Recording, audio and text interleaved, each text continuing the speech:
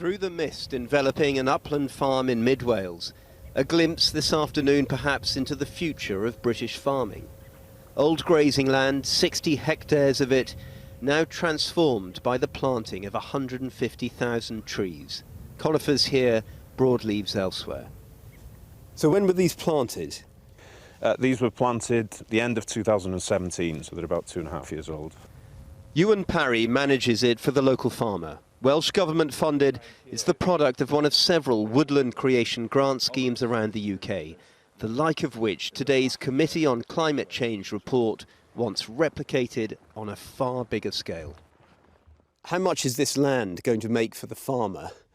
Well, in the first instance, the amount of time he has to spend on it is a lot less, so he doesn't have to commit his time. And then you've got the timber producing future products for house building and for furniture and all sorts of different products, which can lock in carbon long term as well. What this report wants to see is around a fifth of all agricultural land taken out of production by 2050 to help meet climate change targets. 30,000 hectares of new woodland planted annually, they're arguing for, and that could be close to 100 million new trees a year, which would vastly outstrip current efforts. The way land is used, says the report, accounts for some 12% of the UK's greenhouse gas emissions. That could be reduced, they argue, by almost 2/3 by 2050, but only with significant public and private financial backing. At the moment, £3.3 billion is handed out through the Common Agricultural Policy as part of the European Union. That is going to change. We don't know how funding will change. But interestingly, in the measures that we're advocating, we can see that the net zero goal probably requires about £1.5 billion to be pumped into the agriculture sector for these emissions reduction strategies. A lot of that can be funded with a new levy on the fossil fueled industries. That would help alleviate very substantially the public spending requirement here. 92, 92, 92, 92, 92. But with land use to be changed, a 10% reduction in sheep and cattle numbers envisaged, and calls for a 20% reduction in our consumption of lamb, beef and dairy products, what do these farmers in Talabont-on-Usk make of this roadmap to 2050? It comes down to what they're going to pay you, isn't it, I suppose, isn't it? That's all it comes down to, to be honest with you.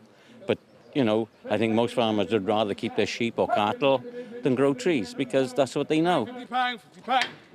That's all well and good. It's all environmentally friendly, but where's your food going to come from in 15 years' time or 20 years' time? You'll be importing more meat, you'll be importing more vegetables. The carbon footprint on that can't be good. We have to produce locally produced food that's consumed and used within a reasonable distance from the farm. Today's is the first in-depth report from the Committee about land use. Among other key recommendations, restoring peatland, including a ban on rotational burning and extracting peat, encouraging low-carbon farming methods like feeding cattle supplements to cut their methane emissions, expanding bioenergy crops and cutting food waste by 20%. But it's not ambitious enough for some environmental groups. Livestock take up a huge amount of the land that we have in the UK, a huge amount of the agricultural land. Some of that could be used to create new woodlands, more space for nature. Farmers can be paid more in order to incorporate trees into their farmland. And we think there's space to actually go further than what's being talked about today.